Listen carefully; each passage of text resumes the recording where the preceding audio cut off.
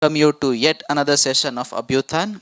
And as always, before proceeding further, I would request all of you to please close your eyes and join me in chanting three Omkars. One is our Jivan Vidya, second one sustainable development, and third one Bharatiya Gnan Parampara. Especially the Jivan Vidya is so much important if we start from our president Param Pujya Tyagvalo Swamiji. There he is focusing much more on development of good thoughts. Yes, sir. And when we learn from the CBMSL and from Jivan Vidya, we always try to percolate in the faculty members and the students. So today's session, the Ankit sir has put lots of effort to develop this content, and it is not a theoretical aspect. It is really useful to your life. So I congratulate Ankit sir to deliver this type of session. Thank you very much. Okay. Jai Swamin, I am audible to everyone? Okay. Thank you for reply because this session is going to be interactive session. I expect you ask question. So सबसे पहले तो परम पूज्य त्याग वल्लभ स्वामी जी के चरणों में वंदन करते हुए और आत्म यूनिवर्सिटी का मैनेजमेंट का थैंक यू करते हुए और आप सभी का स्वागत है। तो आज का हमारा जो टॉपिक है, जैसे आप सबको विदित है कि new norms of 21st century parenting. तो क्या लगता है पहले इस प्रकार के टॉपिक की डिस्कशन की आवश्यकता है? यस और नो? यस। क्या लगता है क्यों इसकी आवश्यकता है? तो एक दो एग्जांपल से समझते हैं।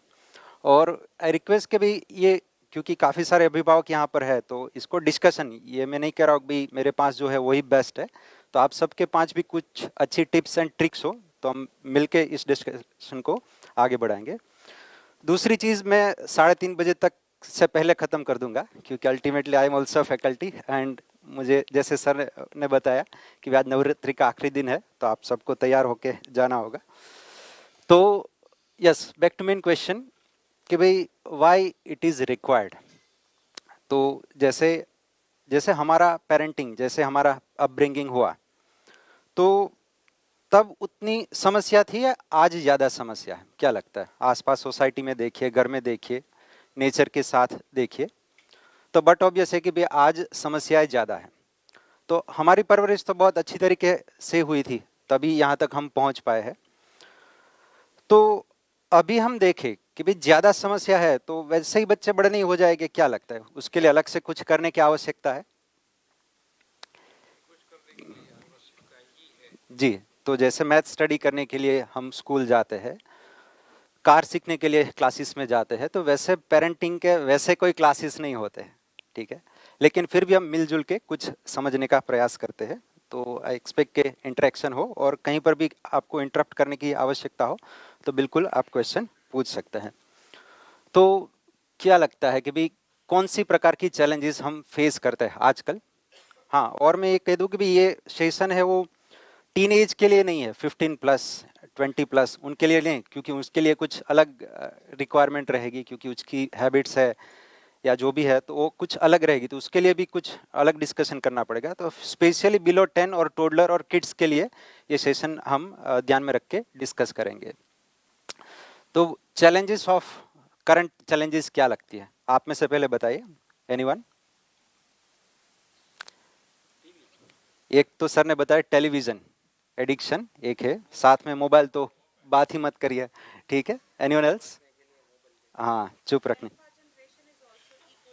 Yes, alpha, gen Z and पता नहीं क्या क्या आ रहा है, क्योंकि हमारे जन्म, हम लास्ट ऐसी जनरेशन है जिसका फोटो मोबाइल में नहीं है कि जब हम बच्चे थे, ठीक है? बाकी सब आगे की सभी व्यक्तियों का बच्चे हैं, उन सबका फोटो वहाँ पर है। तो और कौन सी चैलेंजेस फेस करते हैं? Concentration, yes, anyone else? Yes, क्योंकि हमारे पास टेक्नोलॉजी काफ़ी अपग्रेड हो रही है, तो हमसे ज़्यादा उसके पास है। होमवर्क भी अब चैट जीपीटी से करने लगे हैं, ठीक है। Yes, stress is also there, yes, visible. और एक बच्चों का एक नई प्रॉब्लम सामने, ओवर थिंकिंग, सोचे ही जा रहे, सोचे ही जा रहे, लेकिन कुछ निर्णय तक नहीं पहुंच रहे। पूरा दिन वैसे देखे तो कुछ काम नहीं करते, फिर भी वो बोलते हैं कि मैं कितना बिजी हूँ, टाइम नहीं है, so many thing. Yes please. Short temper, yes. Hyper active, similar. ठीक है, तो सेशन का समय कम है, तो इसलिए हम ज्यादा प्रॉब्लम्स के नहीं, सॉल्यूशन के ऊपर डिस्कस करते। Yes, creatively engage, yes. तो यहाँ पर भी कुछ है, जैसे झूठ बोलना, बच्चे काफ़ी सारे सीख जाते हैं स्कूल जाके या कहीं पर भी। ये बाकी सब आपने, या भाई बहन या मित्र में वो स्नैचिंग होता रहता है खिलौने के लिए या चीज़ों के लिए, काफ़ी सारा। तो let us discuss one by one. Ego issue is also there. तो क्यों इस टॉपिक को डिस्कस करने की आवश्यकता है? तो जैसे old habits plus old approach is equal to predictable result. जैसे पहले हम हैंड ग्रेनेड यूज करते थे डिफेंस के लिए या वॉर के लिए, तो उससे क्या ज्यादा से ज्यादा 5-10 लोगों इंजर्ड हो गए या उसकी डेथ होती है। लेकिन अब टेक्नोलॉजी बदल गई, न्यू हैबिट्स, तो एटम बम आ गया, लेकिन हम यूज उसी तरह नहीं कर सकते उसका। तो उसको लिए हमको अप्रोच बदलना पड़ेगा, क्योंकि इसको हैंड ग्रेनेड की तरह यूज करेंगे तो हमको पता है हिरोशिमा नागासाकी में 1945 में क्या हुआ था। एक ही झटके में करीब 1.5 लाख लोगों की डेथ हुई थी। तो अगर उसको ऐसे ही यूज करें तो अनप्रिडिक्टेबल रिजल्ट मिलेंगे, जो हमको पता है। तो वैसे ही पेरेंटिंग के साथ है, जैसे कि हम old habits plus old approach. बच्चे, हम छोटे थे तब जो हम गलती करते थे, वही कुछ प्रकार की गलती अभी बच्चे ही आजकल के बच्चे कर रहे हैं। तो उसके लिए हम क्या करते थे पहले, जैसे क्लासरूम में बच्चे शरारत करते थे, पहले लकड़ी दिखाते थे, डर दिखाते थे, या पनिशमेंट करते थे, फिजिकल पनिशमेंट, या उसके पेरेंट्स को बता दूं वगैरह वगैरह। ऐसे करके हम प्रॉब्लम को सॉल्व कर लेते और तब बच्चे मान भी जाते थे, ठीक है। क्योंकि अगर घर जाके बताएंगे टीचर, तो वहां से भी पनिशमेंट हमको मिलेगी और ब्याज के साथ मिलेगी। तो old habits plus old approach. तो अब क्या हुआ कि भाई न्यू हैबिट्स, जैसे मेरी बच्ची मेरे पास घर में 8 साल की मुझे एक डॉटर है। तो जब उसका हॉस्पिटल में जन्म हुआ, तो पहली बार मुझे गोद में दिया गया, तब उसकी आंख खुली हुई थी। तो मैंने बोला कि भाई इतना छोटे बच्चे की आंख खुली रहती है, क्योंकि मैंने थोड़ा पढ़ा था बच्चों के लिए कि भाई जन्म के समय करीब 6 दिन के लिए आंख बंद रहती है, आगे आप पहले देखेंगे समय में तो और भी वो लंबा होता था। तो जैसे जैसे इवोल्यूशन हो रहा है, तो शरीर का भी एक इवोल्यूशन हो रहा है। तो डॉक्टर ये ने आंसर दिया कि भाई हमारे साइंस में बिलीव ही नहीं कर पा रहे कि भाई जन्म के वक्त भी बच्चों की आंख खुली है। तो एक शरीर का भी डेवलपमेंट हो रहा है, साथ में उसकी इंटेलेक्चुअल, क्योंकि काफ़ी सारा वो एक्सप्लोर कर रहे हैं इंटरनेट से और आसपास के बच्चों से, तो उसकी नॉलेज बढ़ रही है। तो अब उसके पास तर्क आ गया। तो अब जब हम डांटते हैं बच्चों को, तो वो सामने बोलने लगते हैं, हमारे इंस्ट्रक्शंस फॉलो नहीं करते वगैरह वगैरह। तो क्या हुआ कि भाई न्यू हैबिट्स आ गई, अप्रोच पुराना ही है, हम डांट ही रहे बच्चों को बाय हुक और क्रुक, और जो रिजल्ट मिल रहे हैं वो अनप्रिडिक्टेबल है, वो हमको पता है। तो थोड़ा और आगे जाते हैं। दूसरा, हम एजुकेशन सिस्टम के ऊपर देखते हैं कि भाई पुरानी और नई में क्या परिवर्तन हुआ है। तो ये पुरानी एक स्कूल जब हम पढ़ते थे तो बुक्स और एक टेक्स्ट बुक होती है और रफ बुक एक ही रहती है, सारे सब्जेक्ट की एक ही बुक में सब कुछ लिखना होता है। तो अभी क्या परिवर्तन आ गया, अभी सभी सब्जेक्ट के लिए अलग अलग नोट्स आ गए। और दूसरा क्या आ गया, कंप्यूटर टेक्नोलॉजी, स्मार्ट बोर्ड आ गए, असाइनमेंट होमवर्क सब गूगल क्लासरूम में मिलने लगे, काफ़ी सारा। लेकिन कंटेंट को देखिए, जैसे हम सबको याद ही है कि ऐसी कहानी हम पढ़ते ही थे। तो टेक्स्ट बुक्स में क्या चेंज हुआ, सिर्फ कलर बदल गए। हमारे समय क्या ब्लैक एंड व्हाइट था, अब कलर आ गया। स्टोरी वही की वही है, आज भी आप जो भी पढ़ते हैं टेक्स्ट बुक्स में, टोटल करने के लिए वो माचिस के 10-10 के झुंड बना के उसके टोटल सिखाते थे वगैरह वगैरह। तो कंटेंट में देखिए तो इतना परिवर्तन नहीं है। तो उसको और थोड़ा हाईलाइट करने के लिए एक छोटा सा वीडियो है, मैं आपके सामने रखता हूँ। Watch this man expose the whole schooling system. Here's a modern day phone. Recognize it? Here's a phone from 150 years ago. Big difference, right? Stay with me. Here's a car from today. And here's a car from 150 years ago. Big difference, right? Well, get this. Here's a classroom of today. And here's a class we used 150 years ago. Now ain't that a shame? In literally more than a century, nothing has changed. Yet you claim to prepare students for the future? But with evidence like that, I must ask, do you prepare students for the future or the past? So this is current issue कि technology इतनी जल्दी बदल रही है, car बदल गई, हमारे घर बदल गए, एसी बदल गए, ठीक है, कार में भी एसी आ गया, हर जगह सोफे में भी एसी आने लगा है, अब झाड़ू पोछा लगाने के लिए रोबोट्स आ गए हैं। लेकिन कंटेंट को देखिए और क्लासरूम को देखिए, ज़्यादा से ज़्यादा क्या ब्लैक एंड वाइट से वाइट बोर्ड आ गए और टच बोर्ड या स्मार्ट बोर्ड आ गए। तो एजुकेशन में कुछ बदला है, कलरफुल आ गए, 3D एनिमेशन वीडियोज़ आ गए, लेकिन जो मैसेज कन्वे होना चाहिए था वो नहीं बदल रहा है। तो उसके ऊपर थोड़ी डिस्कस करने की आवश्यकता है।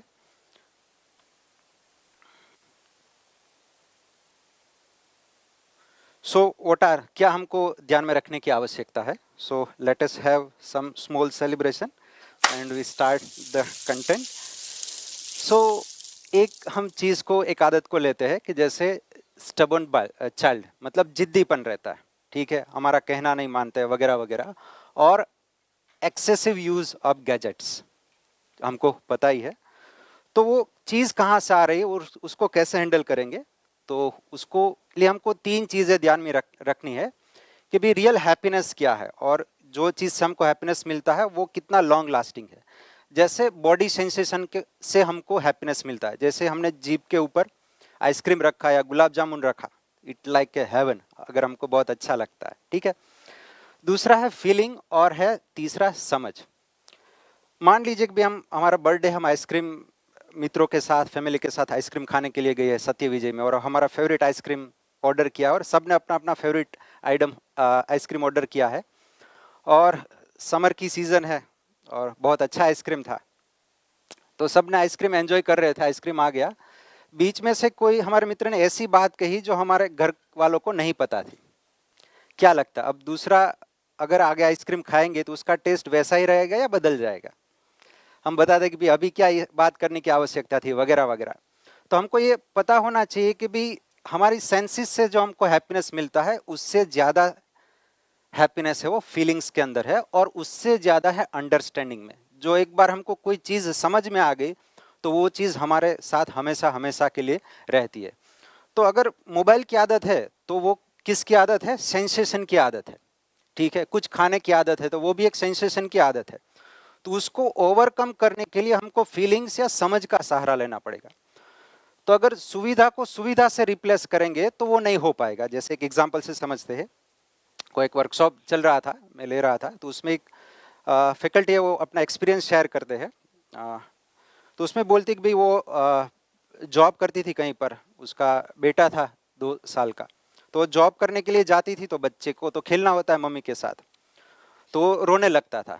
तो मम्मी बोलती थी कि नहीं, आप रुको यहाँ पर घर पे, मुझे काम के लिए जाना है, मैं जब आते समय आपके लिए चॉकलेट लाऊंगी। बच्चा मान जाता था, ठीक है। तो मम्मी काम के लिए जाती थी, फिर वापस आती थी तो मम्मी ने चॉकलेट देती थी और बच्चा खेलने लगता था। तो ऐसा जब जब निरंतरता रही तो आगे बच्चे और बोलने लगे कि भाई अब मम्मी 2 चॉकलेट लाना, एक से काम नहीं चलेगा, और उससे अगर कंटिन्यू होती है तो भाई एक खिलौना भी लाना। तो हम बच्चे का ध्यान किस तरफ ले जा रहे हैं? सुविधा के तरफ ले जा रहे हैं। वो जरूरी है, ऐसा नहीं बोल रहे कि वो जरूरी नहीं, खिलौना नहीं चाहिए, लेकिन संबंध से हमने दूर कर दिया। तो अब उसका सॉल्यूशन क्या है? तो अब जब ये ध्यान में आ गया तो उसने बताया कि भाई पहले तो मेरा बच्चा है वो मेरी वेट करता था, अब किसकी वेट करने लगा? अब चॉकलेट की वेट करने लगा। तो ये किसने सिखाया? कहीं ना कहीं हमने ही डायरेक्टली और इनडायरेक्टली सिखा दिया कि भाई मम्मी से ज़्यादा इंपॉर्टेंट चॉकलेट है। तब वो क्या करती है कि भाई आती है तो चॉकलेट तो लाती है, लेकिन साथ में ये बोलती है कि भाई मैं वर्क प्लेस से आके मैं आपके साथ खेलूंगी, ठीक है। तो अब इसका ध्यान किस तरफ गया? संबंधों की तरफ गया, जो 1 और 2 में यहाँ पर लिखा है। तो अब क्या हुआ कि भाई अब बच्चा मम्मी की वेट करता है, अब मम्मी को घर पे आके काफ़ी सारा काम ही रहता है, रसोई बनाना या काफ़ी और चीज़। तो क्या करती है कि भाई तब तो नहीं खेल सकती, तो उसने और क्रिएटिविटी लगाई इस नियम को समझ के भी उसको भी एक आटा दे दिया और बेलन दे दिया तो वो भी बनाने लगा, तो गेम भी होने लगी, बातचीत भी होने लगी और काम भी, उसकी जो आदत है वो आहिस्ता आहिस्ता छूटने लगी, जो जिद्दीपन रहता है कि भाई मुझे यही चाहिए वही चाहिए वगैरह वगैरह। तो अगर ये नियम हम ध्यान में रखेंगे कि सेंसेस से ज़्यादा हैप्पीनेस है वो फीलिंग्स में है और समझ में है। दूसरी चीज़ एक्सेसिव यूज़ ऑफ गैजेट्स, तो उसको कैसे हैंडल कर सकते हैं।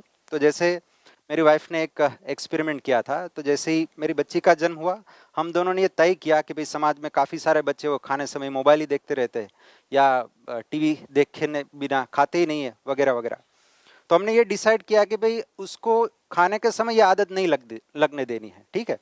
तो इसमें मेरी वाइफ का कंट्रीब्यूशन ज़्यादा है, उसने क्रिएटिविटी लगाई कि भाई दर्जी के पास जाके एक ऐसा पॉकेट बना लिया जिसमें घर में रह रहे सब व्यक्ति उसका मोबाइल है, घर में जैसे ही एंटर होते हैं ये दरवाजे के पीछे एक ऐसा पॉकेट लगा दिया, सब उसको उसमें ही मोबाइल रखना है, ठीक है।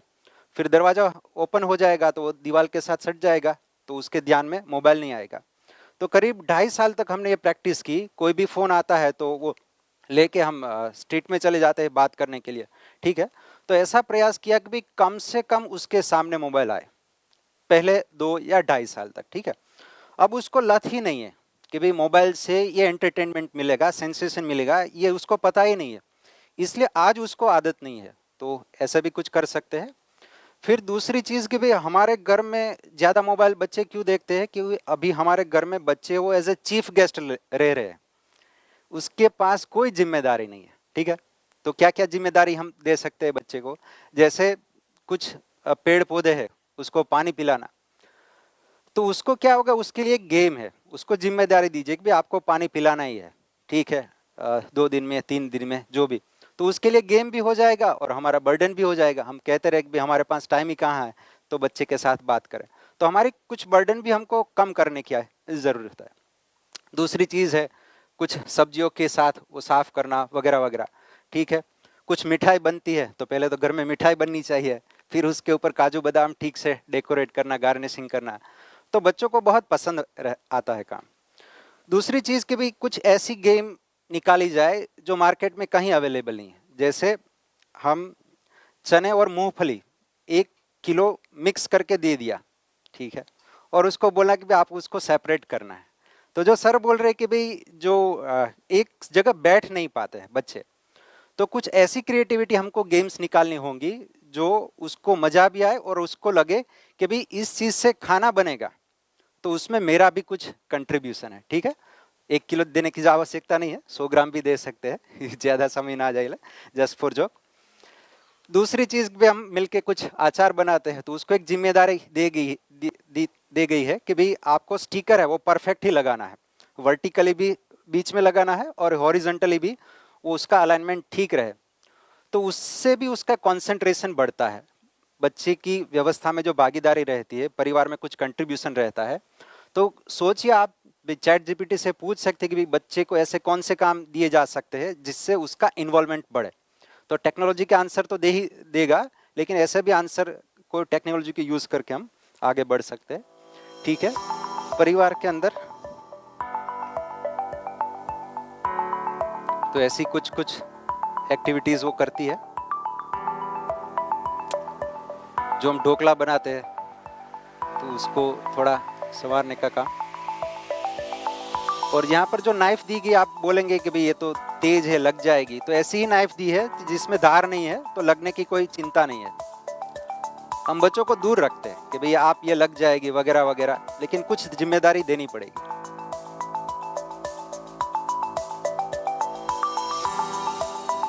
जो उससे नहीं होता है वो साइड में रखती जा रही है, ठीक है, ठीक है। और कुछ देखते हैं। झींगा, काकड़ी, हरदर, चोड़ी, गुवार, टमेटा, રીંગણા, પપૈયા, तुरिया। तो आजकल के बच्चों को पूछिए कि भाई दूध कहाँ से मिलता है, तो बोलते रिलायंस मॉल से। उसको पता ही नहीं कि भाई ये फार्म से आता है, गौशाला से आता है, वगैरह वगैरह। तो अभी सब्जियों के मैंने टेरेस पर ही ऐसा छोटा सा फार्म तैयार किया है, जिससे पर्पज़ ये है कि भाई 5-10 दिन से ज़्यादा की दिन की सब्जी नहीं बनती है, लेकिन द पर्पज़ इज़ कि उत्पादन नहीं है, उसको पता चले कि भाई बैंगन यहाँ से आता है, टमाटर यहाँ से आता है, उसको पहचाने। ठीक है, क्योंकि आजकल की जो हम फूड खा रहे हो तो पेस्टिसाइड ही है, तो उसके लिए भी हमको अल्टरनेटिव्स कुछ सोचना पड़ेगा। तो नेचर के साथ जुड़े, तो बच्चे तो बाय डिफ़ॉल्ट नेचर के साथ जुड़ना चाहते हैं। हमने घर ही ऐसे बना दिए हैं जहाँ खेलने की जगह ही नहीं है, तो बच्चे जिद्दी नहीं बनेंगे, मोबाइल में टाइम स्पेंड नहीं करेंगे तो कहाँ करेंगे। तो और भी है, अभी इसमें नहीं जाता हूँ।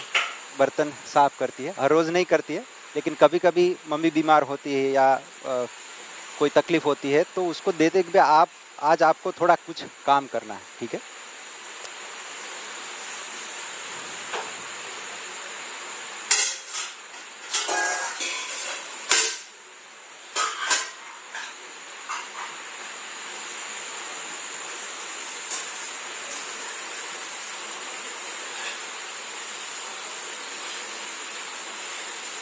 एकदम चमका दिया।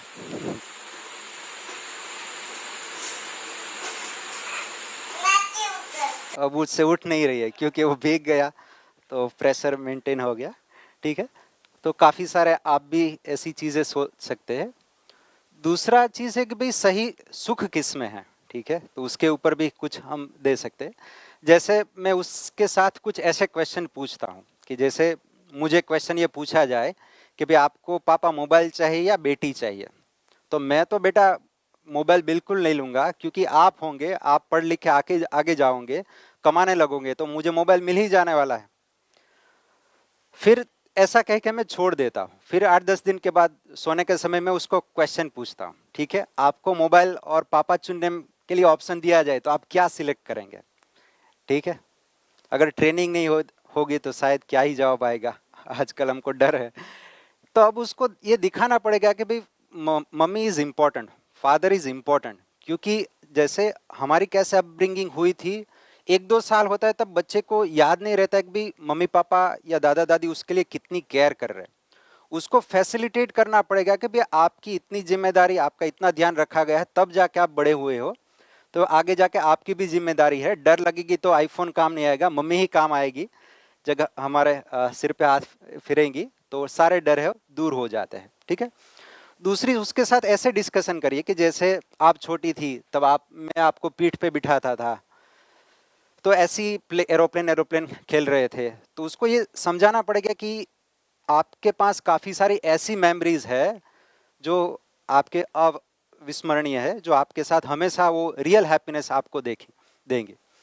दूसरी चीज़ ऐसी उसके साथ डिस्कस करते हैं कि जैसे घर में कोई मेहमान आए हुए हैं, ठीक है, तो आप थक गए थे, थोड़ी देर हो गई, तो आप नीचे ज़मीन पर ही सो गए थे, क्योंकि मेहमान के साथ, गेस्ट के साथ हम डिस्कस कर रहे थे। लेकिन आप सुबह उठे तब कहाँ थे, हम बेड पे सोए हुए थे, तो हमको याद नहीं है कि कब मम्मी ने गोदी में उठाया और आराम से उसको नीचे ज़मीन से लाके बेड पर रख दिया। तो उसके लिए देखो हमारे पास भी कैसी ब्यूटीफुल मेमोरीज है।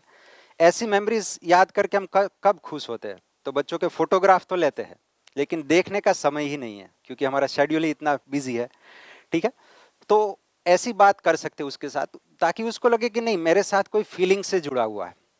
ठीक है, और भी काफ़ी सारा है। तो ऐसी किताबों स्टोरीज के लिए, जैसे एक स्टोरी में और बच्चों के साथ संस्कार उसको ठीक से देने के लिए सोने से पहले का जो समय है, that is best time according to science also and by experiment also. क्योंकि क्या रहता है कि भाई जो भी हम स्टोरी सुनाते हैं तो उसको फिर उसके साथ कोई डिस्कस या इंटरप्ट नहीं है, फिर वो भी बच्चा होता है और माता पिता होता है, तो उसके साथ वो डिस्कशन, और फिर नींद आ जाने से वही जो सोच जो अच्छी मिली है वो पूरे सुबह तक उसके साथ रहती है, तो जिससे उसका फाउंडेशन है संस्कार का, वो स्ट्रांग होता है। तो जैसे एक कहानी मैं उसको बताता हूँ काफ़ी बार, जैसे मम्मी ने कुछ बाज़ार से लाने के लिए किया कि भाई आलू ले आओ, तो फिर तुम मेरे साथ चली थी, ठीक है, तो रास्ते में एक गुब्बारे वाला आया, तो आपने बोला कि भाई पापा मुझे गुब्बारे चाहिए, तो मैंने बोला कि भाई रिटर्न आते समय मैं आपको ले दूंगा। फिर थोड़ा आगे चले, फिर आइसक्रीम की शॉप आई, तो उसने फिर बोला कि भाई पापा मुझे आइसक्रीम खाना है। तो मैंने बोला कि भाई पहले चीज़ ले आते हैं, बाद में मैं आपको आइसक्रीम खिलाऊंगा। तो जैसे ही मैं कुछ चीज़ लेने के लिए गया, उसको बोला कि भाई आप यहाँ पर खड़े रहो, मैं चीज़ लेके आता हूँ।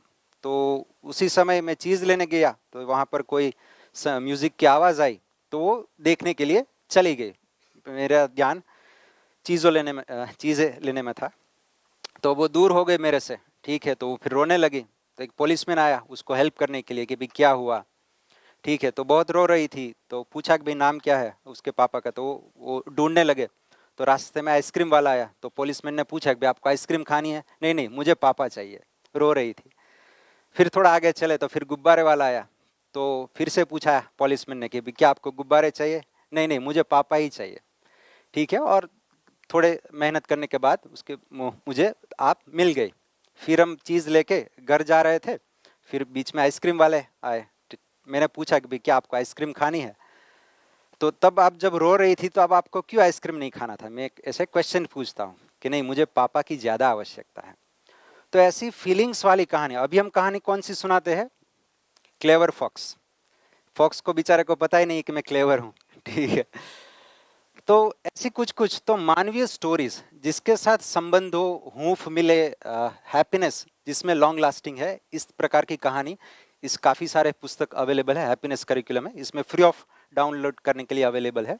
तो सोने का समय है वो बेस्ट टाइम है इस प्रकार की हेल्दी डिस्कशन के लिए। ठीक है, तो रिलेशन सेंट्रिक हम डिस्कशन कर सकते हैं। थोड़ा और जागे जाएंगे तो गाइडेंस। बच्चे झूठ बोलते हैं। तो एक बार वो खाना खा रही थी, ठीक है, तो उससे छाछ है वो गिर गई। तो मैं देख रहा था कि भाई वो कैसे भी करके छुपाने का प्रयास कर रही कि भाई पापा को पता ना चले।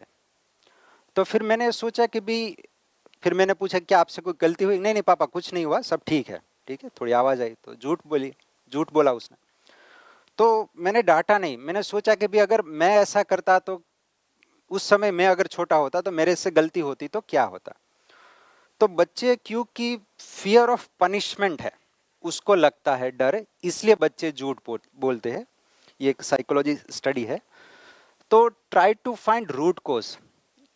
उसको एक एश्योरेंस देने की आवश्यकता है कि भाई आप सही बोलेंगे तो आपको कोई डांटा नहीं जाएगा, आपको सिखाया जाएगा कि वो चीज़ ठीक से कैसे रखनी है। ठीक है, दूसरी कि भाई जैसे हम बच्चे कुछ गलती करते, झूठ बोलते हैं, तो क्या बोलते हैं? आपको बहुत बड़ी पनिशमेंट दूंगा अगर आप झूठ बोले तो, खबरदार, एक पड़ेगी गाल पे। बेचारा सही बोलने का प्रयास कर रहा है, उससे पहले ही हम उसको इतना डरा देते हैं वो झूठ सही से दूर जाने लगता है। ठीक है, तो उसके साथ ऐसे भी डिस्कशन कर सकते हैं कि भाई अगर मैंने जब कोई चीज़ हुई थी सही बोला था तो क्या हुआ था, और झूठ बोला था तो क्या हुआ था। जैसे मेरे से कोई गलती हो गई, ठीक है, तो मैंने पापा को सही बता दिया, तो पापा ने समझा कि भी उस जगह ये ध्यान रखने की आवश्यकता है वगैरह वगैरह। ठीक है, दूसरी है कि भाई मान लीजिए कि भाई हम छोटे थे, हमने मम्मी पापा को दिखाए बिना होमवर्क है सबमिट कर दिया, साइन वगैरह। ठीक है, तो उस झूठ को छुपाने के लिए एक पेरेंट्स मीटिंग थी, तो उससे पता चल गया टीचर को, तो फिर और हमको 2-4 झूठ बोलने पड़े। तो एक झूठ के लिए बाकी 50 झूठ हमको बोलने पड़ते हैं। तो उसको ये बताना पड़ेगा कि भाई झूठ बोलने से रिजल्ट क्या आता है, उसके रूट कॉजेज क्या है। तो लिसन टू योर किड्स, क्यों गलती कर रहे हो, क्यों छुपा रहे हो, उससे पूछिए। हम उतना डांट ही देते बच्चे को, हिम्मत ही नहीं करता कि भाई सही बोलना चाहिए। So that is guidance. सिर्फ गाइडेंस ये नहीं कि बेटा खा ले बेटा, पढ़ ले बेटा, उसके सिवा भी काफ़ी सारा डिस्कस उसके साथ कर सकते हैं। फिर है पेरेंटिंग ऑन ऑटो पायलट। अभी हम क्या करते हैं कि भाई बच्चे को काफ़ी सारे इंस्ट्रक्शंस ऐसी रहती है जो बार बार बोलनी पड़ती है। भाई बैग ठीक से भर लो स्कूल का, ठीक है, खाने बैठ जाओ, या कोई आए तो पैर छुए वगैरह वगैरह। तो रिपीटेटिव हमको इंस्ट्रक्शन देनी पड़ती है। ऐसी प्रॉब्लम कितने लोग फेस की है या कर रहे हैं? यस, काफ़ी सारे लोग हैं। तो उसका सॉल्यूशन क्या? बच्चे सुनना बंद कर दे हैं, क्योंकि उसको टॉर्चरिंग जैसा लगता है। तो सेल्फ हैबिट ट्रैकर इंट्रोड्यूस करते हैं कि बच्चे कितना समय तक उस काम ध्यान रखेंगे। जैसे काफ़ी सारे पेरेंट्स बच्चों को अभी भी कॉलेज छोड़ने के लिए आते हैं, उसको डर है कि कुछ हो ना जाए, कोई बुरी आदत ना लग जाए, लेकिन वो कॉलेज के अंदर तो नहीं आ सकते ना। कितना समय आप उसके ध्यान रखोगे? कॉलेज में या हॉस्टल में जाएंगे या बिजनेस जॉब पर जाएंगे, तो कुछ समय तो हमारे नज़रों से दूर ही रहने वाले हैं। तो ऐसी हैबिट नियंत्रण ना रखने के बावजूद उसकी जगह वो सेल्फ कैसे स्वनियंत्रित हो, उसकी खुद की आदत वो कैसे डेवलप हो, उसके लिए काम किया जाए। तो सेल्फ हैबिट ट्रैकर इंट्रोड्यूस हम कर सकते हैं। जैसे एक साइंटिफिक सर्वे है कि भाई 5 reason why you should not say no to toddler often. बारंबार हम नो, एक रिसर्च ऐसा बताता है कि भाई 10 साल के बच्चे को 18,000 बार ये कहा जाता है कि भाई आपको ये नहीं करना, ये नहीं करना, वो नहीं करना, वो नहीं करना। सो वो सुन के थक जाते हैं। तो उसकी जगह यहाँ पर सिर्फ 2 ही रीजन दिए गए हुए, ये रेफरेंस यहाँ पर दिया हुआ है कि भाई degrade the actual value of no. वाकई में जब उसको कुछ नहीं करना है तब उसकी वैल्यू नहीं समझ में आती बार बार नो कहने से। जैसे शेर आया जो हम कहानी सुनते थे ना, वाकई में जब आता है तब हमारे पास वो डिफेंस के लिए नहीं बचता कुछ। दूसरा है मेक देम मोर डिफेंड, मतलब कि उससे उसकी जिद बढ़ती है। ठीक है, एक ने एक चीज हम बार बार बोलने से। तो उसकी जगह क्या कर सकते हैं कि भाई पनिशमेंट वर्सेस टू एक्सप्लेन। जैसे हमने घर में ये प्रैक्टिस की चारों ने मिलके, मम्मी पापा, मेरी वाइफ और मैंने, कि भाई बेटी जब भी कोई मिस्टेक करेंगे, डांटेंगे ऐसा शब्द यूज नहीं करें, हम ऐसा बोलेंगे भी आपको समझाएंगे। ठीक है, तो जब भी कोई गलती करती, बच्चे तो करने ही वाले हैं, तो उसकी जगह हम ये बोलते थे आपको डांटेंगे नहीं, आपको समझाएंगे। तो उसका रिजल्ट क्या हुआ कि बच्चे जैसे ही सोसाइटी में खेलने जाते हैं तो काफ़ी सारा प्रॉब्लम रहता ही है कि भी इसने मेरा ये खिलौना ले लिया या मुझे खेलने नहीं दे रहे, काफ़ी, क्योंकि एज डिफरेंस रहता है सोसाइटी में बच्चों के।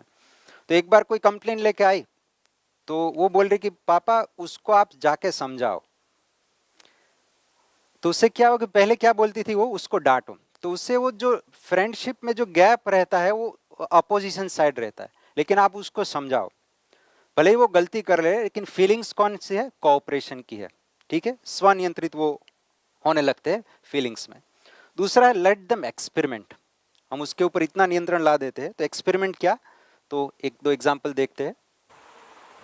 जैसे उस कागज फाड़ने की आवाज़ उसको बहुत अच्छी लगती थी, बहुत खुश होती थी। तो मैंने एक्सपेरिमेंट किया, कागज का टुकड़ा थोड़ा डिस्टेंस पे रख दिया, फिर थोड़ा गिरे नहीं, ऐसा इसलिए मैंने ध्यान रखा।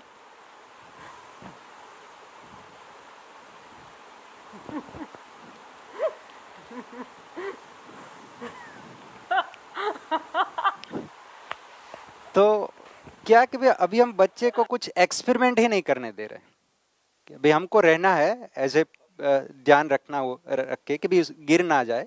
ठीक है, लेकिन उसको कुछ एक्सपेरिमेंट करने देना है। ठीक है, हर समय हम ही बताते थे कि भाई ये सही नहीं, ये गलत है, वगैरह वगैरह। तो एक बार ये इंसिडेंट हुआ कि भाई उसको कुछ विंटर की सीजन थी तो उसको बर्फ खाना था। ठीक है, तो मैंने मना किया कि भाई इससे गले में प्रॉब्लम आ जाएगी। ठीक है, 2-3 बार बताया फिर भी नहीं मानी। तो मैंने बता लिया कि भाई आप खा लो, तो खा लिया। दूसरे दिन सुबह उठी तो गले में प्रॉब्लम होने लगी, बोला भी नहीं जा रहा था और काफ़ी दर्द होने लगा। तो बोलती है कि भाई पापा आप बोल रहे थे ना वो ठीक था, अब कुछ चलो ट्रीटमेंट करते हैं। तो उसको अब दूसरी बार वो बताएंगे हम तो सुनेंगी कि भाई नहीं पापा जो बोल रहे हो वो ठीक है। तो जैसे ही हम को कोई बताए कि आपको कार ऐसे चलानी, ऐसे चलानी, लेकिन जब हम एक्सपेरिमेंट नहीं करते, हम नहीं चलाते, तब तक वो हमारे कॉन्फिडेंस में नहीं आता। तो काफ़ी सारा ऐसा कर सकते हैं। ठीक है, तो जैसे एक बार बॉल पर रह गया और मैंने छोटा सा मटका भी वहाँ पर रखा कि वो कैसे प्रिसाइजली काम करती है।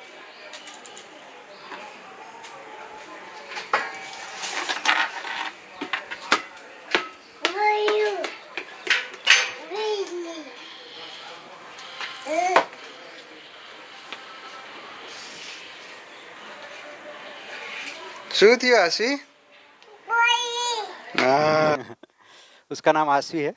ठीक है, तो काफ़ी सारे बच्चे अपने खुद से, जैसे पानी का ग्लास खाने के बाद थाली जगह पर रखना, तो काफ़ी सारे ऐसे हम एक्सरसाइज। दूसरी हैबिट ट्रैकर मैंने एक बता दिया। तो उसकी 2-4 प्रॉब्लम थी कि वो बैग स्कूल का बनने का हमको हर समय याद दिलाना पड़ता था। ठीक है, दूसरा कि भाई आँख की हेल्थ ठीक रहे, उसके लिए एक पौधा हमने लगाया है, उसके पान खाने से आँख के नंबर ना आने की संभावना ज़्यादा रहती है। फिर कि भी उसको होमवर्क डेली करना है, और तीसरा भी यूनिफॉर्म स्कूल से आके ठीक जगह पर रखना है। तो ऐसे 4 बना दिया। और उसको ही बोल दिया कि भाई आपको ही डिसाइड करना आप उस दिन कर पाए या नहीं कर पाए। तो अब हमारे नियंत्रण की आवश्यकता नहीं, वो सेल्फ मोटिवेटेड होती है। अगर कहीं पर खाली रहता है तो उसको बुरा लगता है कि नहीं आज मैं नहीं कर पाया, ठीक है। तो जैसे गेम्स में रिवॉर्ड्स देते हैं ना, तो वैसे ही मैं यहाँ पर रिवॉर्ड्स देता हूँ। तो मंथ के एंड में वो मेरे पास टिक करवाने आती है, तो एक्सेलेंट आया या बैड आया, तो रिवॉर्ड की वेट करती है कि भी कौन सा रिवॉर्ड मुझे मिलेगा, ठीक है। तो वो सेल्फ अपना जो डेली रूटीन है वो कर पाए। एज के साथ वो वेरी करेगा क्या क्या हम उसकी जिम्मेदारी दे सकते हैं, ठीक है। तो ये इस मंथ का है। उसमें और 2 चीज़ मैंने ऐड कर दी थी कि भाई यहाँ पर बादाम और अखरोट आपको हर सुबह खा के ही जाना है। भिगो, मैं शाम को भिगो देता हूँ, ठीक है। सुबह 2 बादाम आपको खा के ही जाना है। तो जिस दिन नहीं खाया है उस दिन ब्लैंक कर देते हैं, ठीक है। तो उसको एक हेल्थ का भी ध्यान रखना पड़ेगा, उसको जिम्मेदारी लगने की भाई मुझे भी मेरी हेल्थ की इम्पोर्टेंस है, ठीक है। समय कम है, थोड़ा आगे जाएंगे कि भाई uncontrolled anger and not to say sorry. Sorry नहीं बोलते बच्चे, ठीक है। आजकल तो ज़्यादा ही देखने को मिलता है। और गुस्सा भी आता है, तो उसका रीज़न है कि भाई कहीं ना कहीं हम उसका डिसरिस्पेक्ट करते हैं। कैसे करते हैं? जैसे आपने काफ़ी बार ये सुना होगा, आप रिजल्ट लेके गए, ठीक है, आपका फर्स्ट क्लास आया, तो आपने बोला पापा को दिखाया, तो पापा ने बोला कि नहीं ये मेरा बेटा राजा बेटा है, आप ही एग्ज़ाम क्लियर कर सकते हो। तो वो तो आदमी है, ठीक है, बच्चा है, उसको क्या लगता है कि मैं कौन हूँ? राजा हूँ। राजा के साथ कंपेयर कर दिया। अब स्कूल में जाके वो प्रजा को ढूंढेगा, और हर माता पिता यही कह के उसको भेज रहे हैं, तो कोई प्रजा बनने के लिए तैयार नहीं। वहां से ईगो डेवलप होता है, ठीक है। दूसरा, काफी सारे ऐसे सेंटेंस बोलते हैं कि जैसे कि भाई आप तो जिंदगी में कुछ नहीं कर पाएंगे। तो भले ही 2-4 बार फेल हो गया, लेकिन काफी सारा वो कर पा रहा है। पढ़ना लिखना नहीं कर पा रहा है, लेकिन और सोच चीजें बच्चे कर पा रहे हैं। तो उसको हमको ठीक से बताना पड़ा कि भाई आपने मेहनत नहीं की इसलिए इसका आपका नंबर ऐसा आया। मेहनत करेंगे तो और अच्छा आ जाएगा, ठीक है। दूसरी, हम ये बोलते हैं कि भाई मेरे बच्चे को एक बार गुस्सा आ जाता है ना, फिर वो किसी की नहीं सुनता। उसके बाद बच्चे को पता चलता है कि भाई मुझे गुस्सा आता है ना, तो मैं किसी की भी नहीं सुनता, ठीक है। तो आहिस्ता आहिस्ता वो मम्मी पापा की भी सुनना बंद कर देता है। तो हमको ठीक से बोलने के साथ जिम्मेदारी पूर्वक शब्द है उपयोग करने पड़ेंगे, ठीक है। तो अननोइंगली काफी सारे मैसेज बच्चों तक पहुंच जाते हैं, ठीक है, जो हमको पता नहीं है, ठीक है। मेरे बच्चे को मनपसंद चीज ना मिले तो उसको बहुत गुस्सा आता है, ठीक है। वो तो एक बार ये सब्जी ना हो तो वो खाता ही नहीं है, ठीक है। तो वहां से बच्चे को पता चलता है कि भाई मेरी आदतें कौन सी है। लड़कियों को पता ही नहीं होता कि उसका फेवरेट कलर पिंक है। मम्मी पापा ही बताते हैं कि भाई आपका फेवरेट कलर पिंक है। फिर उसके ऊपर पूरा एक मार्केट चलता है, ठीक है। फिर वो बारबी भी पिंक कलर की ढूंढेंगे, मैचिंग के लिए सैंडल भी वो पिंक कलर के ढूंढेंगे, काफी सारा। तो उससे वहां से काफी सारे हैबिट्स, और फिर पिंक कलर के सैंडल नहीं मिलते हैं। हाँ बॉयज चिंता मत करिए, आपके लिए भी कलर होंगे, ठीक है। तो सही मूल्यांकन हम कर पाए कि किस समय कौन सी चीज हमको बोलनी है। फिर होता है कि भी सामने बोलते हैं बच्चे, ठीक है। तो बिहेवियर रिफ्लेक्ट्स, जैसे हम घर में अपने मम्मी पापा के साथ कैसे बात करते हैं। मान लीजिए हमारे पापा को लाइट बंद करने की आदत भूल जाते हैं कई बार, ठीक है। तो हम डांटते हैं कि भाई इतनी सी छोटी चीज आपको याद नहीं रहती, कितनी बार आप तो बड़े हो गए हैं, 60+ हो, फिर भी आपको याद नहीं रहता है।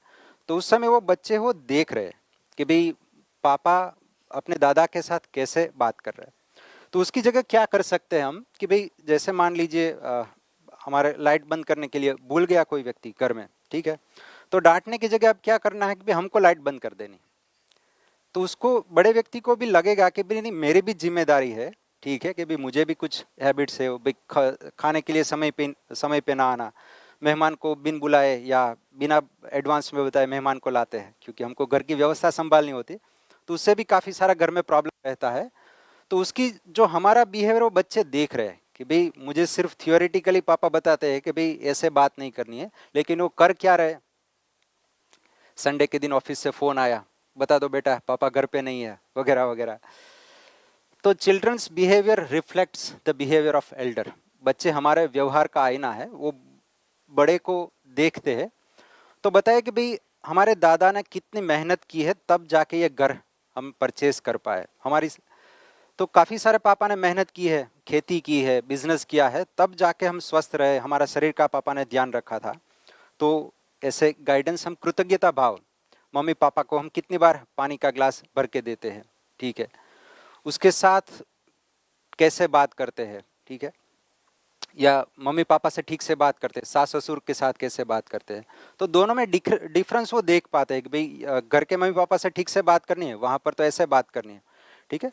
तो हर समय समय बच्चा ऑब्जर्व कर रहा है। तो एक एग्जांपल मैं आपके साथ शेयर करता हूँ। एक बार मेरी बेटी वो स्कूल जा रही थी, तो काफ़ी बार वो फ्लावर लेके जाती थी कि भाई मेरे टीचर को बहुत अच्छा लगता है, ठीक है। तो फर्स्ट स्टैंडर्ड में ये किया, दूसरे स्टैंडर्ड में जब गई तो टीचर बदल गए, ठीक है। तो एक दिन वो बोली कि भाई आज मैंने टीचर को फूल दिया तो उसने डस्टबिन में फेंक दिया जाते समय। हमारे पहले स्टैंडर्ड वाले टीचर तो क्या करते थे, पूरा दिन वो सिर पे रखते थे, लगा के रखते थे, ठीक है।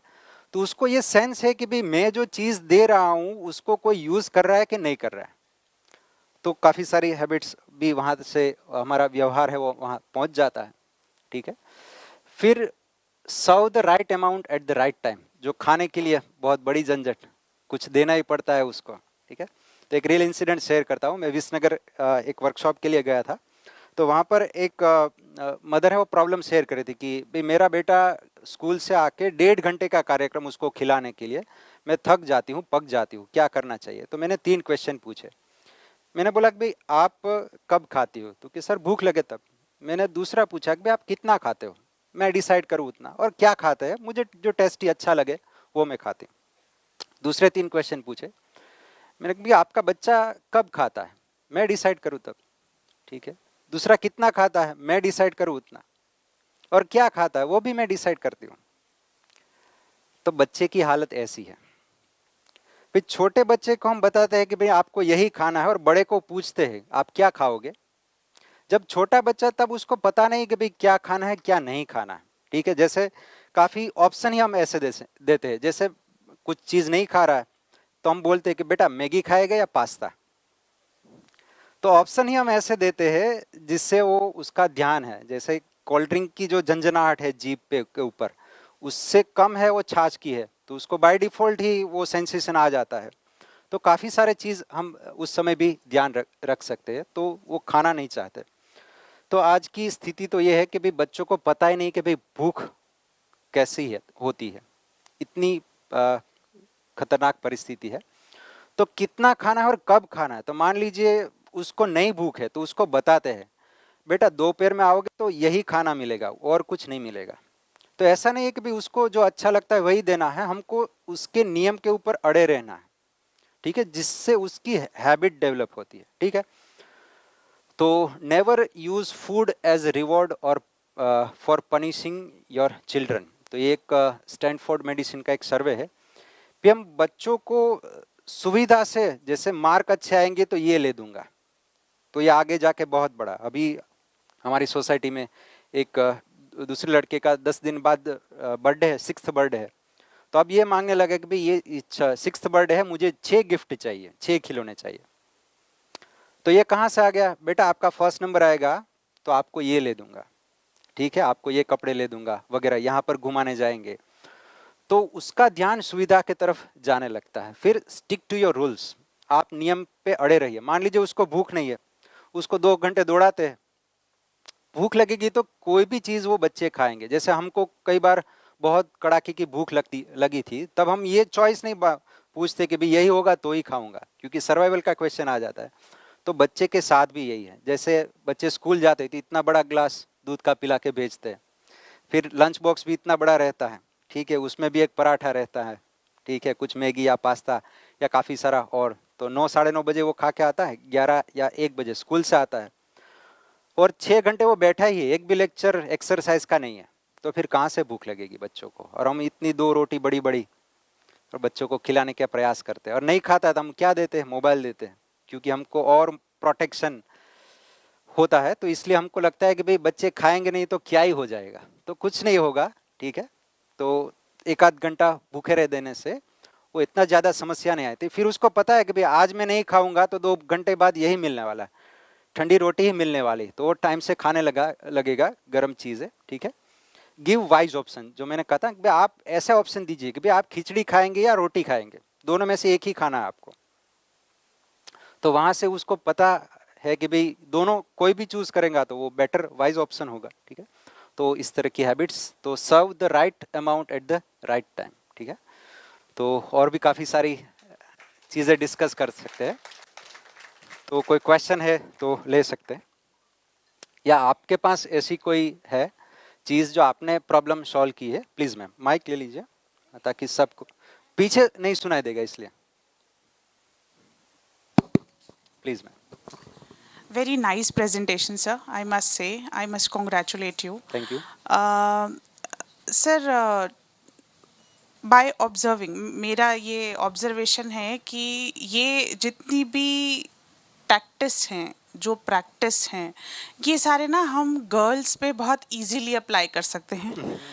बॉयज़ जो हैं उनकी प्रवृत्ति थोड़ी सी अलग होती है बच्चों की, उनको चाहिए हमें बाहर घूमने जाना है, ठीक है, उनको पकड़ पाना, एक जगह बिठाना, घर का कोई काम करवाना, वो बहुत बड़ा टास्क है जी। मतलब मेरा ऑब्जर्वेशन है, मैं गलत भी हो सकती हूँ, आपकी चॉइसेस कुछ और भी हो सकती हैं, लेकिन मेरे ऑब्जर्वेशन में ऐसे हैं, I am blessed, I have 2 girls only. मेरे पास बॉयज़ नहीं हैं, पर मैं ऑब्जर्वेंट हूँ, बॉयज़ की प्रवृत्ति गर्ल्स से बिल्कुल अलग होती है। जो फैमिली में और भी बॉयज़ हैं, उनको चाहिए आँख खुले तो हम सीधे घर के बाहर घूमने निकल जाएं जी। खाना बाद में देखा जाएगा, ठीक है, हम पहले घूम कर आएंगे। तो बच्चा अगर कुछ खा नहीं रहा है तो पेरेंट्स कह रहे हैं चलो बाहर घूम कर आते हैं, बाहर से कुछ लेकर आएंगे तब हम खाएंगे, मतलब बॉयज़ आर लिटिल डिफरेंट। तो आपको क्या लगता है उनकी स्ट्रैटेजीज भी डिफरेंट होंगी? हाँ, थोड़ी स्ट्रेटेजीज अलग होगी, क्योंकि अकॉर्डिंग टू साइंस महिलाओं की शरीर की ताकत से पुरुषों की शरीर की ताकत ज़्यादा रहती है, बट नेचुरल है, उसमें कुछ नया नहीं है। तो लड़कों के पास एनर्जी भी ज़्यादा रहती है, ठीक है, इसलिए उसके पास एनर्जी तो भरपूर है, लेकिन वो कहाँ सही जगह यूज़ करे। तो बच्चों को हम कितने डिसीजन में इन्वॉल्व करते हैं घर में, उससे देखना पड़ेगा। फिर वो बड़े होके वो कंट्रीब्यूट नहीं करता परिवार में तो उसको ब्लेम करते हैं। जैसे एक बता सकते हैं कि जैसे मान लीजिए घर पे मेहमान आए और हमारे लड़का है, उसका एग्ज़ाम 1 दिन बाद है, तो हम क्या बोलते हैं, बेटा आप पढ़ने जाओ, हम पानी देंगे गेस्ट को, ठीक है। तो उसका ध्यान किस तरफ दिया हमने, रिलेशन की जगह सुविधा के तरफ, ठीक है। पढ़ने से तो ज़्यादा से ज़्यादा मार्क्स अच्छे आएंगे, फर्स्ट रैंक आएगा, वो भी ज़रूरी है, लेकिन उसकी जगह यह भी हम कह सकते हैं ना कि बेटा अभी पानी भर के दे दो, 5 मिनट बैठो, फिर पढ़ने के लिए चले जाना। तो अब बच्चे क्या होता है कि भाई लड़के, आप मान लीजिए कोई मैरिज फंक्शन में गए, अभी क्या होता है बच्चे क्या करते हैं, 5-7 लोगों का एक झुंड हो जाता है बच्चे का, और वो फ्री फायर या गेम खेलने लगते हैं। तो उसके पास एनर्जी तो काफ़ी सारा है, फिर हम ब्लेम करते हैं कि भाई वो तो मैरिज में किसी के से मिलजुलता नहीं है, वगैरह वगैरह। तो मैं आपकी बात से सहमत हूँ, लेकिन हमारे काफ़ी सारे ऐसे पेरेंट हैं जो खास करके जीवन विद्या, और भी काफ़ी सारे हो सकते हैं, ऐसा नहीं कि भाई जीवन विद्या से ही अच्छी पेरेंटिंग हो सकती है, बाय डिफ़ॉल्ट भी हो सकती है। तो जग्गी वासुदेव से का ये कहना है कि भाई parenting is a 20-year project, 20 साल की मेहनत है, तब जाके बच्चों में कुछ संस्कार है स्थिर हो पाते हैं, ठीक है। लेकिन उसके लिए भी कुछ अलग से सेशन रख सकते हैं और डिस्कस कर सकते हैं। Thank you ma'am, please.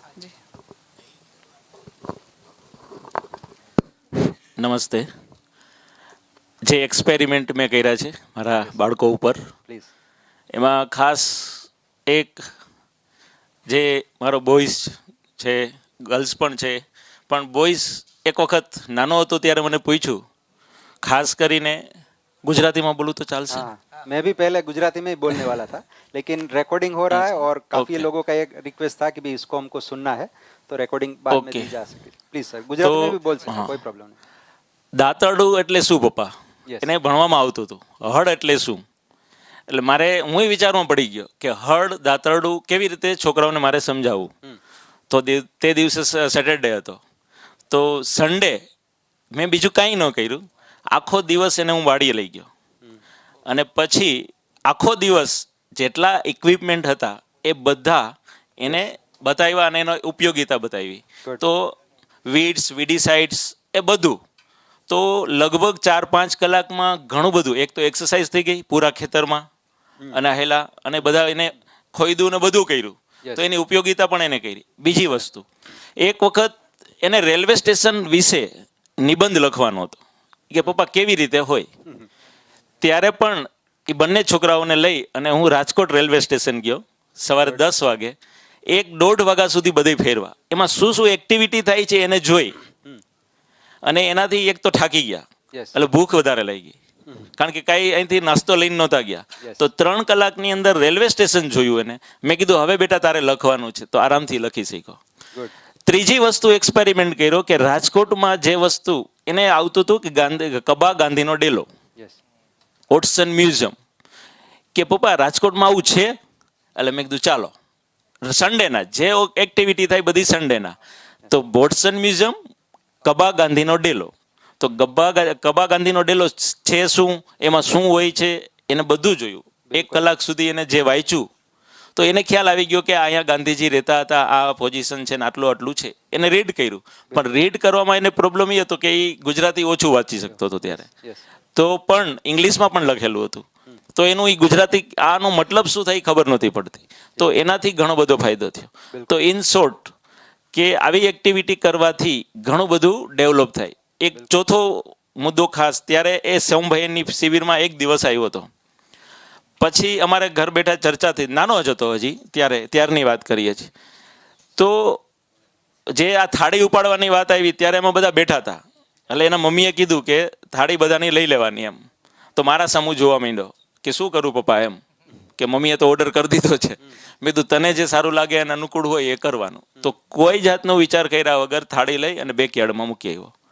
તો એનું રીઝન શું હતું કે એનું કનેક્શન અહીંયા સોમભાઈની શિબિરમાં જે વાત થઈ હતી એની સાથે હતું. તો ત્યારથી પણ એને ખબર પડી ગઈ કે મારી રિસ્પોન્સિબિલિટી શું છે, મારે શું કરવાનું છે ઇન શોર્ટ. તો ઘણા બધા एक्सपेरिमेंट કર્યા છે, એમાં मैं आ 4 તમને शेयर किया. बिल्कुल थैंक यू. बिल्कुल सही बात है. सर का ऑब्जर्वेशन बहुत ही अच्छा है कि जैसे बच्चों को घर में भूख नहीं लगती, लेकिन खेत में आप घुमाने ले जाए तो 10 बीघा का खेत होगा तो एक चक्कर लगाए तो उतना वो दिन भर वॉकिंग करता ही नहीं है, तो वैसे ही भूख लग जाने वाली है. ठीक है.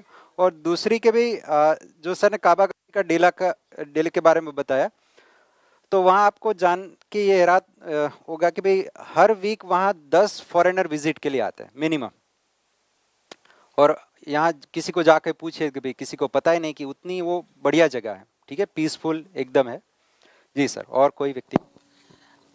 સર મને યાદ કરાવ્યું એટલે ખાસ આ જે તમે કીધું એમ કે 15-20 વર્ષની પ્રોસેસ છે, આ બધી વસ્તુની જે વાત કરું છું એ 10-12 વર્ષ પહેલાની છે. 12 કે 15 વર્ષ પહેલાની છે, જ્યારે જીવન વિદ્યા નહોતું. પણ જીવન વિદ્યા આવ્યા પછી પણ ઘણું બધું, પણ કહેવાનો મતલબ અત્યારે તો એ કોલેજની અંદર કોમ્પ્યુટર એન્જિનિયરિંગની અંદર 2nd યરમાં છે. તો પણ એ જે પ્રોસેસમાં છે એમાંથી આપણને ઘણું બધું જોવા મળે છે. ઓબ્ઝર્વેશન, દરરોજ સાંજે વાત કરવાની, શું કર્યું બેટા, કેવો દિવસ. તો દરરોજ વાત થાય તો એને હિસાબે નજીક આવે છે કે હવે પહેલાં શું થતું, ગયો ત્યારે મારે ફોન કરવો પડતો, પણ અમુક દિવસો પછી કે પપ્પા હવે તમે ફોન ન કરતા, હું ટાઈમ એક્ઝેક્ટ 9 વાગે ફોન આવી જ જાય. बिल्कुल, दैट इज इम्पोर्टेंट. गुड.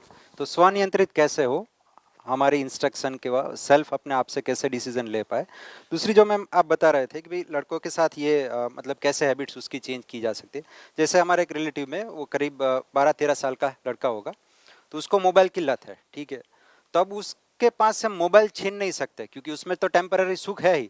तो उस मोबाइल छीनने से क्या लगता है कि भाई वो भी सुख हमारा ले रहे हैं, तब उससे मोबाइल छुड़वा नहीं सकते. उसके पास एक ही ऑप्शन है, उसका सदुपयोग सिखा पाए. तो उसको मैं ऐसे असाइनमेंट देता हूँ कि जैसे तुलसी से हम कैसे हेल्दी रह सकते हैं, वो मोबाइल में ढूंढ के मुझे बताओ. पाई की वैल्यू 3.14 ही क्यों है वो मुझे ढूंढ के बताओ. तो उसको उससे सदुपयोग सिखाना पड़ेगा, उससे छीन नहीं सकते आप, क्योंकि एक एज वो आदत लग गई है इसलिए. जी, एनीवन एल्स प्लीज सर.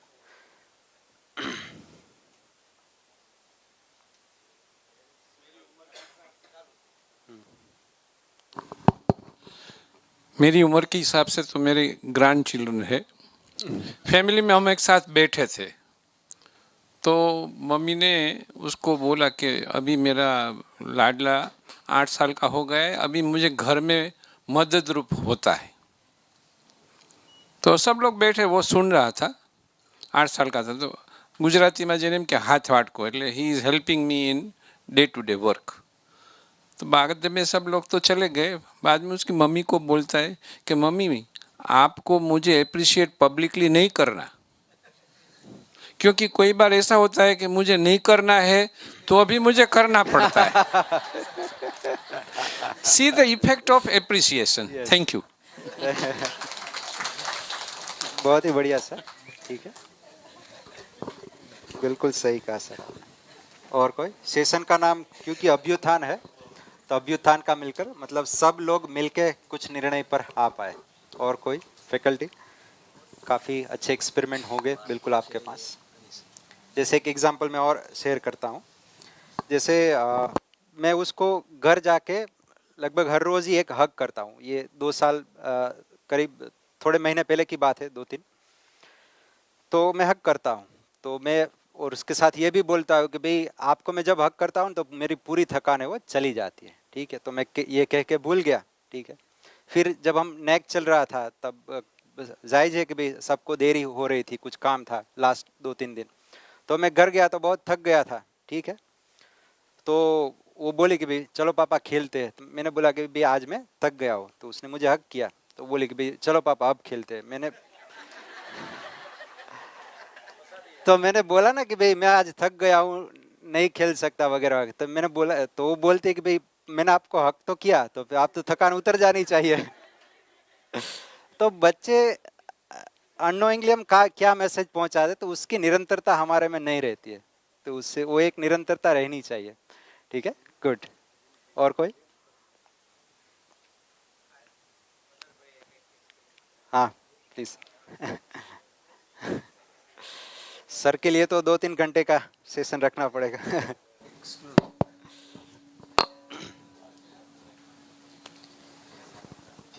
नहीं, मेरे 2 बेटी है. एक बड़ी बेटी अभी 3 साल हुआ आयुर्वेदिक में लास्ट ईयर में, एंड सेकंड दूसरी बेटी 12th में. एक्चुअली बच्चे मेरे लिए तो मुझे लगता है कि वो मेरे हम बोल रहे हैं कि स्वामी भैया बोल रहे हैं हमारे बच्चे हमको सिखाने के लिए समझाने के लिए आए.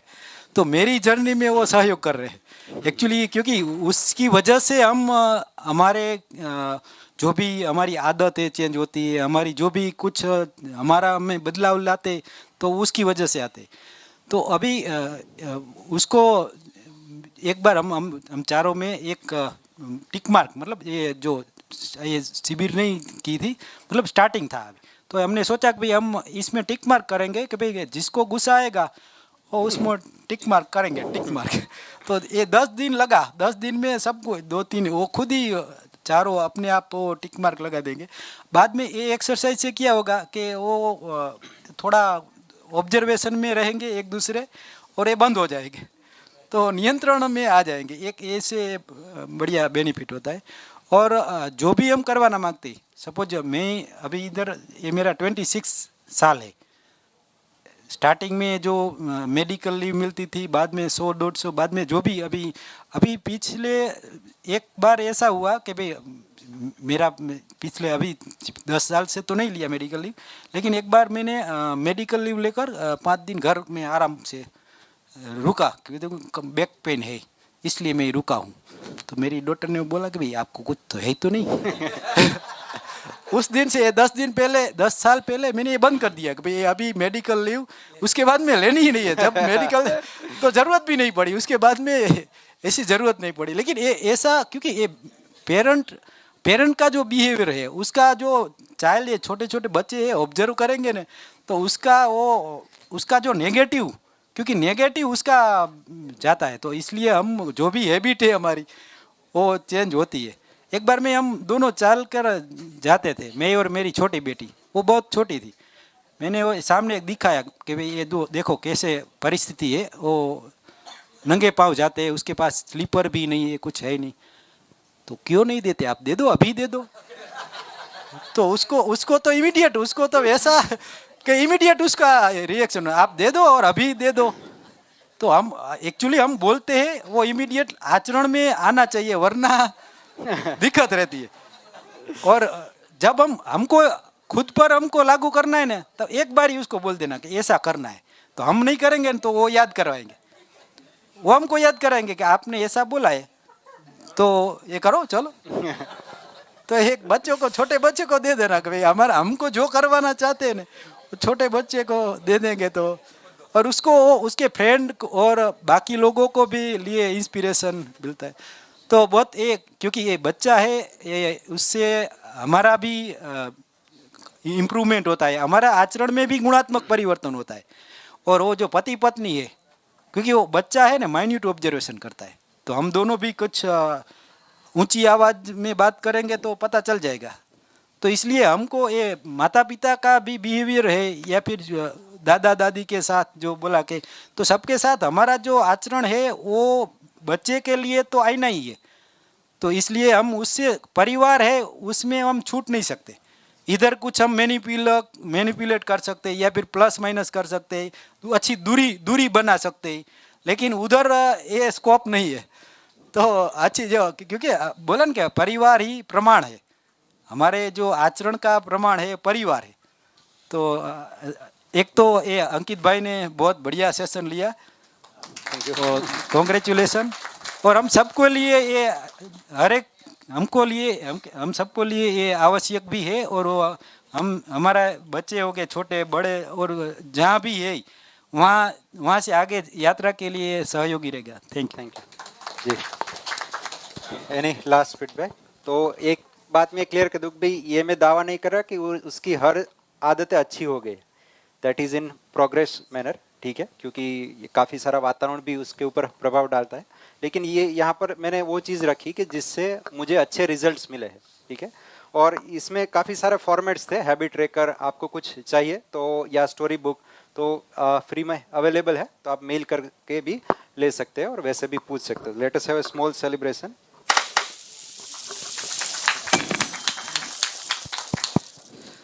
Thank you so much, sir. And it is such a wonderful reassurance and a sense of pride that we have such group of experts કે જ્યારે પણ છોરું કછોરું થાય અને આ વાલી મવાલી ન થાય એના માટે we have in-house experts to whom we can go and kind of સંકટ સમયની સાકળ જરૂર પડે ત્યારે આપણે એમની હેલ્પ લઈ શકીએ. So thank you so much, sir, for such a wonderful session. And just 2 more minutes before leaving, I would request Team Abhyuthan, Acharya sir and Parul ma'am to felicitate sir. Thank you entire Abhyuthan team for wonderful opportunity. Thank you Yagnesh sir, Parul madam and Acharya sir, and you also.